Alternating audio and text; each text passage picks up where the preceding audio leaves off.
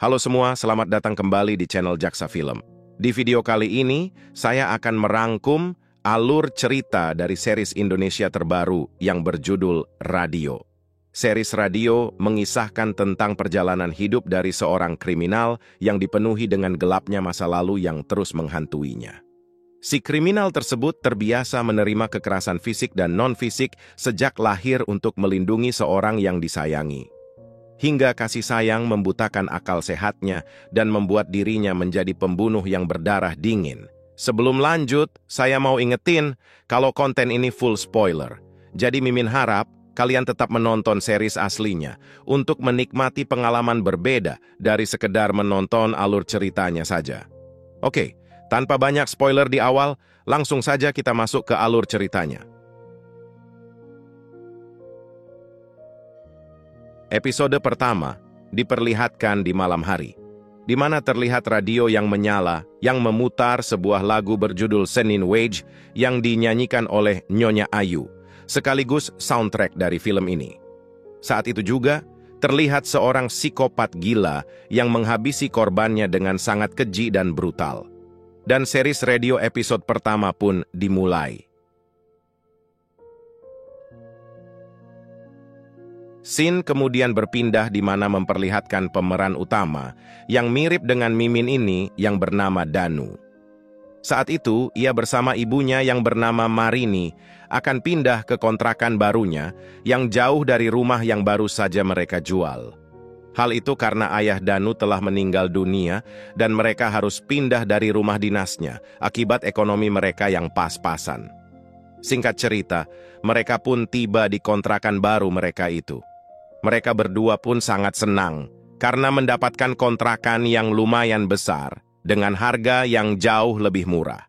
Kata sang pemilik sendiri, kontrakan itu berharga murah karena sudah lama tidak ditinggali dan bagian gudang yang bekas terbakar beberapa tahun silam. Kepindahan itu harus membuat Danu pindah sekolah juga. Namun Danu tidak mempermasalahkan itu karena ia tahu kondisi dan situasi perekonomian keluarganya. Lalu setelah itu mereka berdua pun masuk di dalam rumah tersebut. Mereka berdua kemudian melihat-lihat album foto-foto keluarga mereka dan foto-foto masa kecil Danu. Kata Ibu Marini, kebiasaan Danu waktu kecil adalah suka difoto. Hal itu terlihat dari banyaknya foto-foto masa kecil Danu di album keluarganya. Lalu setelah itu, Danu juga menyempatkan untuk memajang foto almarhum ayah dan eyangnya di rumah baru mereka itu. Lalu kemudian Ibu Marini keluar dan menyapu halaman rumah barunya itu. Tidak lama kemudian datang seorang pria yang bernama Alif. Alif dan Marini kemudian berkenalan satu sama lain. Alif bertanya, apakah Marini adalah orang yang baru dipindah daerah tersebut? Marini pun mengatakan kalau ia dan anaknya baru pindah di daerah tersebut akibat sang suami yang telah meninggal dunia. Ia harus rela menjual rumahnya dan mencari rumah yang jauh lebih murah untuk menjaga perekonomian keluarganya. Marini juga berharap ia bisa mendapatkan pekerjaan dengan cepat di daerah itu. Di sisi lain, Danu pun melihat kedekatan Alif dan juga ibunya tersebut. Alif kemudian berkata kalau ia mempunyai sebuah tempat kafe dan secara kebetulan ia memang membutuhkan pegawai baru di kafenya itu. Hal tersebut karena kafenya lagi banyak pelanggan akhir-akhir ini. Alif pun menawarkan Marini untuk bisa bekerja di kafenya kalau minat. Lalu setelah itu, Danu pun keluar dan memanggil ibunya yang tengah dicolek-colek itu. Danu tampak terlihat tidak suka saat Alif mencoba mendekati ibunya. Lalu kemudian, Alif pun pamit pergi dari rumah itu. Di malam hari, saat Danu sedang tertidur, ia mendengar suara radio yang sedang memutar sebuah lagu. Danu kemudian memutuskan untuk mendatangi asal suara radio itu. Danu pun kemudian keluar rumah dan menyadari kalau suara radio tersebut berasal dari gudang rumah mereka yang bekas kebakaran tersebut.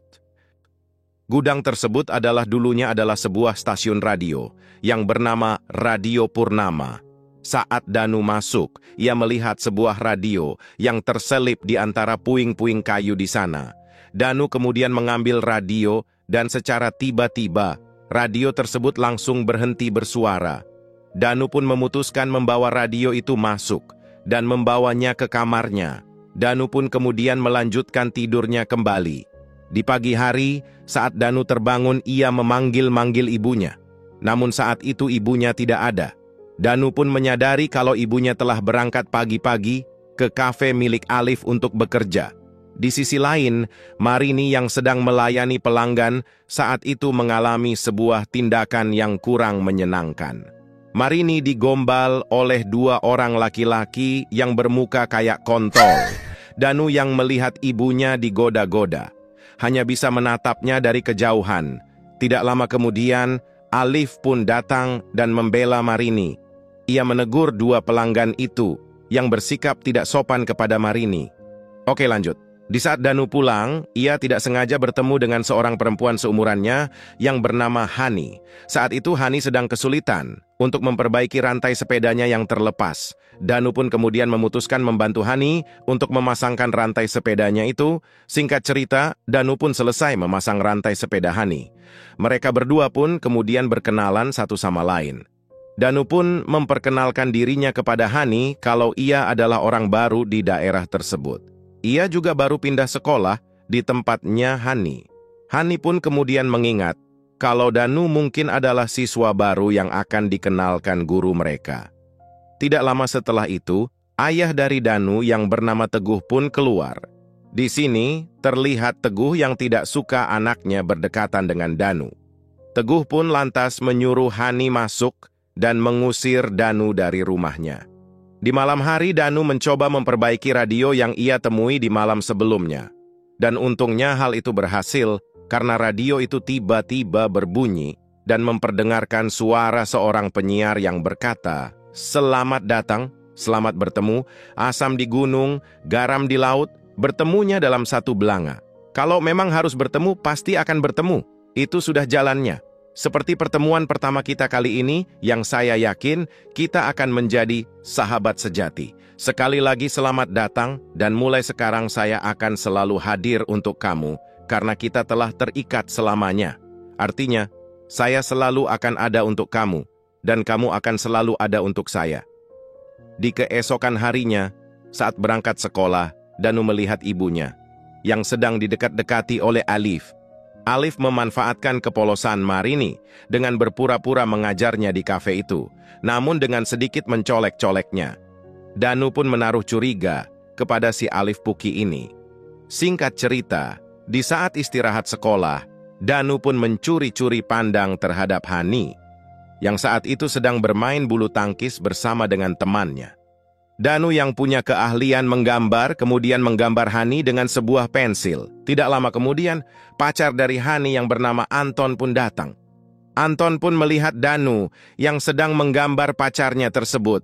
Anton kemudian tidak tinggal diam, langsung merebut kertas gambar milik Danu dan kemudian membuangnya. Danu pun hanya bisa tersenyum sumringah. Danu yang tidak terima, kemudian berkelahi dengan Anton. Di sini, Hani dan Pak Teguh kemudian datang melerai keduanya. Pak Teguh ternyata seorang guru di sekolah SMA tersebut. Di sini, Pak Teguh pun menyalahkan Danu kalau sebagai seorang siswa baru, ia tak sepatutnya membuat keonaran. Danu kemudian dibawa ke ruang BP, sedangkan Pak Teguh berpihak ke Anton, di mana Anton dibiarkan pergi begitu saja. Hal ini bisa disimpulkan kalau Pak Teguh merestui hubungan Anton dan juga Hani. Lalu setelah itu, Hani pun melihat kertas gambar milik Danu. Ia tidak menyangka kalau ternyata Danu telah menggambarnya secara diam-diam. Di malam harinya, Danu pun memijit dan membersihkan kaki ibunya. Danu merasa kasihan karena ibunya telah bekerja dan pulangnya bisa sampai larut malam. Danu juga mengatakan kepada ibunya kalau ia berniat menggantikan posisi ibunya untuk bekerja di kafe milik Alif. Danu mengatakan hal itu karena ia merasa curiga kepada gelagat baik Alif. Namun, ibunya melarangnya karena Alif harus tetap bersekolah. Ia juga merasa kalau Alif tulus berbuat baik kepadanya dan sering memberikan uang lebih kalau ia harus pulang larut malam. Lalu setelah itu, Hani mengecat Danu untuk mengajaknya teleponan. Hani yang menelepon kemudian mengajak Danu untuk jalan-jalan besok. Terlebih lagi besok adalah hari libur, dan Hani berniat memperkenalkan Danu ke tempat-tempat di daerah itu. Dari percakapan itu timbullah benih-benih asmara di antara mereka. Singkat cerita, di keesokan harinya mereka pun bertemu. Di sini, Hani mengungkapkan rasa sesalnya karena telah menerima perasaan dari Anton. Apalagi kelakuan Anton yang seperti sekarang. Berbeda dengan pada saat awal-awal ia bertemu Anton. Namun Danu tidak menggubris curhatan Hani dan mengatakan kepada Hani kalau ia malas mendengar ceritanya. Di malam harinya, Danu merasa was-was karena sang ibu yang tak kunjung datang juga. Danu pun kemudian memutuskan untuk pergi menemui ibunya di kafe milik Alif. Di sisi lain ternyata Marini dipaksa untuk bercocok tanam oleh si Alif. Ia pun menggrepe-grepe tubuh Marini. Danu yang mendengar ibunya berteriak minta tolong kemudian masuk dan memukul Alif. Namun karena kalah postur, di sini Alif pun harus kalah dan terkena bogem di perutnya. Marini yang melihat anaknya dipukuli, kemudian memohon kepada Alif untuk tidak memukulinya. Marini pun bersedia merelakan tubuhnya untuk dicicipi oleh Alif Puki itu. Alif pun membawa Marini ke dalam rumahnya untuk diajak bercocok tanam. Singkat cerita, mereka berdua pun pulang dalam keadaan yang bersedih. Marini merasa trauma atas kejadian yang baru saja menimpanya itu. Danu kemudian masuk dan menidurkan ibunya. Danu juga merasa kesakitan saat Alif memukulnya di bagian perutnya. Lalu kemudian, radio milik Danu pun berbunyi. Kasih ibu sepanjang masa. Ibu rela mengorbankan apa saja untuk anaknya. Seorang anak juga harus siap berkorban apa saja demi ibunya. Ibu adalah segala-segalanya untuk kita. Jika ada yang menyakiti ibu kita, sudah sepatutnya kita sakiti dia kembali. Hukum dia, adili dia. Apalagi kalau ada seorang bajingan yang berani menyentuh ibu kita. Bajingan itu pantas untuk mati. Danu yang mendengar itu kemudian tersugesti. Danu merasa marah dan dendam terhadap perlakuan Alif kepada ibunya. Danu berniat untuk balas dendam kepada Alif. Penyiar di radio itu juga menyuruh Alif untuk mengambil salah satu anggota tubuh Alif yang dihabisi sebagai penghargaan untuk keberhasilannya. Singkat cerita, Danu pun kembali ke kafe Alif dengan membawa sebuah tali. Danu kemudian mencekik leher Alif dari belakang menggunakan tali yang ia bawa. Dan series radio episode 1 pun selesai. Episode 2 diawali dengan memperlihatkan lanjutan dari episode sebelumnya yang saat itu Danu membawa sebuah tali untuk membunuh Alif. Danu kemudian mencekik leher Alif dari belakang dengan menggunakan tali yang ia bawa. Danu melakukan hal tersebut sebagai balas dendam ibunya yang telah dinodai Alif. Scene kemudian berpindah di 3 tahun kemudian di sebuah tahanan untuk narapidana kelas kakap. Saat itu, terlihat 2 jurnalis dari Jakarta yang bernama Laras dan teman laki-lakinya yang bernama Bimo. Mereka berdua ini ditugaskan untuk mewawancarai salah satu narapidana di sana. Narapidana itu terkenal kejam namun sulit untuk diajak berbicara. Singkat cerita, mereka berdua pun dipersilahkan masuk oleh salah satu petugas di sana. Di dalam ruang tahanan, mereka kemudian mempersiapkan alat-alat untuk merekam wawancara mereka. Di sisi lain, ternyata narapidana yang dimaksud adalah Danu. Jadi bisa disimpulkan, kejadian pembunuhan sebelumnya adalah cerita dan kesaksian dari Danu yang sudah dipenjara itu.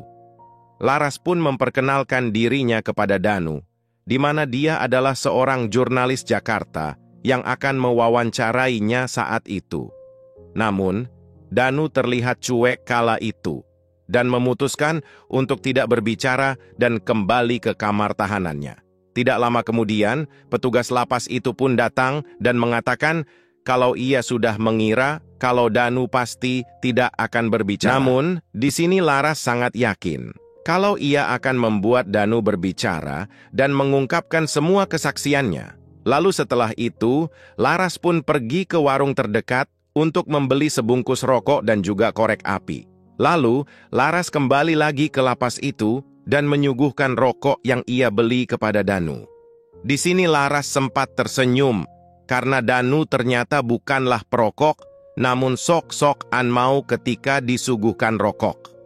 Namun Danu melakukan hal itu karena Laras sudah menunjukkan usahanya untuk menyogok dan membuat Danu berbicara. Singkat cerita, Danu pun luluh dan bersedia membuka suara di hadapan Laras. Scene kemudian berpindah, di mana kita singkat saja, karena udah 3 kali saya bahas yang ini terus. Singkat cerita, Danu berhasil membunuh Alif. Namun di sini, 2 teman Alif yang kita sebut saja Samsul dan Udin datang untuk mencarinya. Danu pun sontak kaget saat mendengar suara mereka berdua yang sedang memanggil Alif. Danu yang tidak punya pilihan, kemudian mempunyai rencana cadangan, di mana ia berniat membunuh Samsul dan juga Udin. Lalu, Danu pun mematikan lampu agar bisa mengelabui Samsul dan juga Udin. Danu yang awalnya berniat membunuh Alif, pada akhirnya membuat 2 orang lainnya harus terbunuh. Keesokan harinya, Danu menyiapkan makanan untuk sang ibu. Namun saat itu, terlihat Marini yang masih dalam keadaan trauma pasca kejadian malam itu.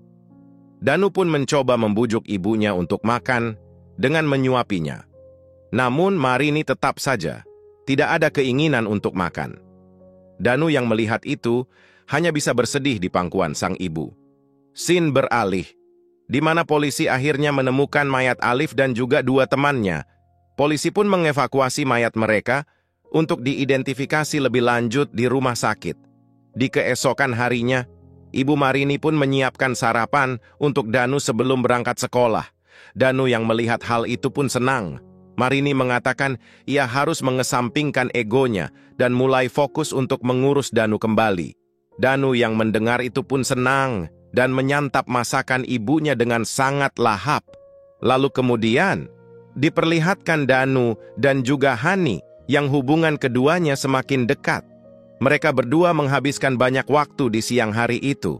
Lalu kemudian, di saat mereka berdua akan pulang, tiba-tiba Pak Teguh dan Anton datang melabrak mereka berdua. Pak Teguh kecewa karena Hani menggunakan motornya untuk dipakai jalan bersama dengan Danu. Pak Teguh pun kemudian menyuruh Anton mengantar Hani pulang. Anton juga memperingatkan Danu untuk tidak mendekati pacarnya.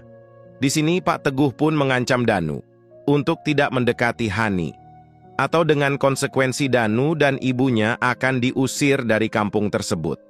Keesokan harinya di sekolah, Danu dicegat oleh 2 teman Anton. Danu kemudian dibawa ke atap sekolah, di mana Anton sudah menunggu ia di atas sana. Di sini, Anton tanpa banyak omong langsung memukuli Danu. Diikuti dengan 2 temannya, yang ikut mengeroyok Danu juga. Ia pun memperingatkan Danu untuk tidak mencari masalah dengannya. Namun, Danu tampak tidak peduli, dan seakan menikmati rasa sakit yang ia terima itu. Si anjing! Lagi bos, ajar. Sekarang lo... Puas sekarang. Hasil anjing! Saat pulang sekolah, Danu pun memeriksa luka memar bekas pukulan yang ada di tubuhnya tersebut. Di sini Ibu Marini tidak sengaja melihat luka di bahu Danu. Danu pun sempat berpura-pura kepada ibunya kalau luka yang ada di bahunya itu adalah bekas ia terjatuh. Namun ibunya mengetahui kalau Danu berbohong dan luka itu adalah bekas ia habis dipukulin. Ibu Marini pun berniat ke sekolahnya Danu karena ia tidak terima kalau anaknya tersebut telah disakiti. Danu pun bersedia menemani ibunya besok saat hendak melaporkan kejadian itu ke pihak sekolahnya Danu. Singkat cerita, Ibu Marini dan Danu pun menghadap ke Pak Teguh untuk minta tanggung jawab dan tindakan sekolah terhadap anak yang telah memukuli Danu. Namun Pak Teguh menjawab dengan tidak masuk akal. Ia mengatakan kalau semua harus berdasarkan dengan fakta. Saat Pak Teguh menanyakan hal itu kepada Anton, yang diduga pelaku pemukulan, Anton menjawab bahwa ia tidak melakukan pemukulan itu. Pak Teguh juga berpikir kalau Danu hanya mengarang cerita palsu, dan ia memukuli dirinya sendiri lalu kemudian menuduh Anton. Ibu Marini yang mendengar itu pun tidak habis thinking dan mengatai Pak Teguh gila. Bagaimana mungkin seseorang bisa melakukan itu dengan memukuli dirinya sendiri? Pak Teguh kemudian merespon dengan mengatai Marini gila. Ia mengatakan kalau Danu tidak mempunyai aturan, sama seperti kelakuan ibunya. Di sini, Danu pun melerai ibunya dan kemudian mengajaknya pulang saja. Lalu kemudian, di dalam kamarnya, radio milik Danu kemudian berbunyi, "Mulutmu adalah harimaumu." Jika manusia tidak bisa menggunakan lisannya dengan baik, apakah dia pantas disebut manusia? Mungkin binatang. Karena binatang tidak berakhlak dan tidak beradab. Dan binatang yang menyakiti kamu, sakiti dia kembali. Karena bisa saja dia menyakiti orang lain. Habisi orang itu, sakiti dia seperti dia menyakitimu. Orang itu harus mati. Penyiar itu lagi-lagi memperingatkan Danu untuk mengambil salah satu bagian tubuh korbannya sebagai penghargaan atas keberhasilannya. Danu yang mendengar suara penyiar itu lagi-lagi tersugesti dan berniat menghabisi Pak Teguh. Singkat cerita, diperlihatkan Pak Teguh yang berjalan sendirian di malam hari. Lalu di belakangnya terlihat Danu yang membawa sebuah balok di tangannya. Ia pun memukul Pak Teguh dari belakang, hingga akhirnya Pak Teguh pun pingsan. Dan series radio episode 2 pun selesai. Terima kasih telah menonton video ini sampai selesai. Jangan lupa like dan berkomentar sebanyak-banyaknya, agar saya semangat melanjutkan episode selanjutnya dari series ini. Terima kasih dan sampai jumpa di video berikutnya.